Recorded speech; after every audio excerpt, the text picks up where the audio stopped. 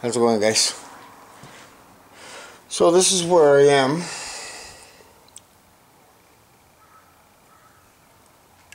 I received 2 fenders, 2 cab corners. Already had 2 rockers. That makes things go a lot quicker than bending my own stuff up. But I still have some bending to do. Today's day 2 with Dozer on the chain. Yesterday was his first time. I hooked him on the chain and I started walking away, and he moved and realized the chain was following him, and he ran and choked himself out almost. And today, you know what I mean, not so bad. He realizes the chain still follows him, but he's got to be on the chain. When I'm out here, he doesn't take off. He'll come in the garage, stay by me, or you know what I mean. He'll just go, you know, get water or whatever. But if I need to step away from the yard, instead of bringing him in the house, he can be outside and get fresh air. And that, like right now, you know, I mean, he could be off the chain, but I just want him to get used to the chain, so he's not so nervous. He didn't want to be hooked up to it today, at all. But yeah. So here we go. This is what I got the door off. Oh man, I got the door off. This is my doorman. I bought this at Prince's Auto, years ago, and well, probably 2 years ago, 3 years ago. And the only thing I didn't like about it, there was a foot pedal that you pumping up, and I wouldn't even get this height at all.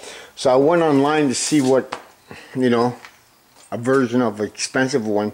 It's not much different than what's going on here. The only difference is they had a threaded rod with a nut on it. So I got, you know, a nut on it, an 18 mil. So I just put my air ratchet on there, turn it, and she lifts up. And then I got a couple nuts here that are lined up. So I don't know. I figured 2 was better than none, and that. So yeah, I just thread the rod through, or you know what I mean. But I need to extend this bed rail out more because it's starting to make it go like that. So, but I got it off. This is a back saver, man. I'm telling you, man. I've used it on the Mustangs, Ford. Like I put my use to it already. You know, you just lower it or whatever and slide her in.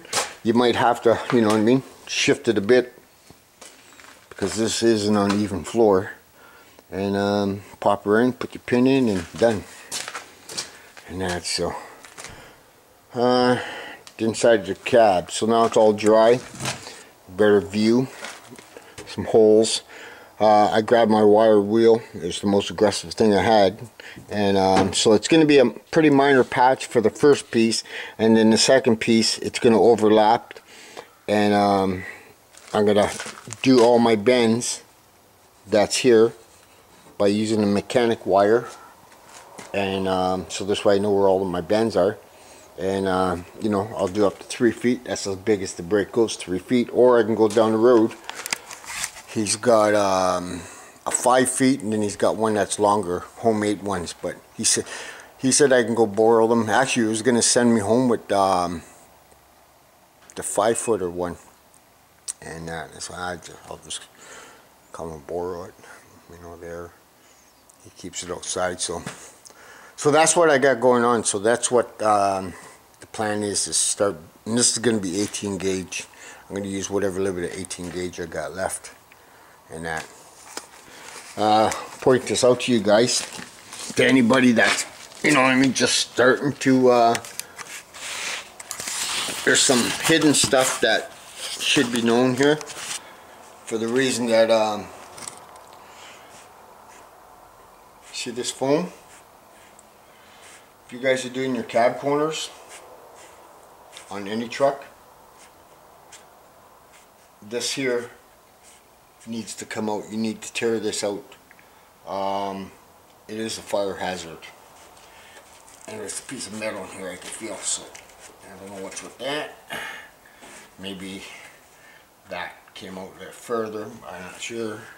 But anyways, yeah, that's all gotta come out, guys, because if you don't, man, your truck's gonna catch on fire.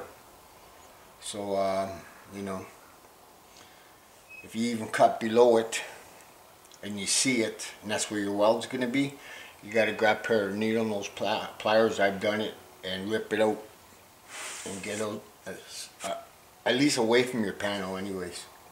And that it happened to Tom's Wonderful World. He was working on a extended cab Chev like this, and it caught on fire and burnt the inside panels, and you know, not burnt them, melt them or whatever. And VW Darren went on a search for panels for him, and that's all. Yeah, very, very important to remove that stuff. I know there's people out there that knows about that, but I figure it's a good reminder on that. So, so I'm just gonna make some room here, and we're going to find my mechanics wire. I did have it out, and I don't know where it is now. But I'll be back. So we'll get this loaded here, and then I'll be back. We'll start bending some metal. You see I have everything ready to go. That's the 18 gauge. These are the new pins and bushings now. These are just the replacement ones. I asked for the oversized kit. They'll have these two normal ones, and then they'll have bigger ones, because sometimes after a while, you know, where the bushings are, they break because they're only brass or copper or whatever, and they'll break and they'll start wearing this the metal, the steel part, and you got to go in there with a reamer and start reaming it out and making it fit. So hopefully there's no damage to any of these parts, because if there is, it's going to be the same issue and that. So I thought I'd point that out to you. So I'll be back, guys. Ciao.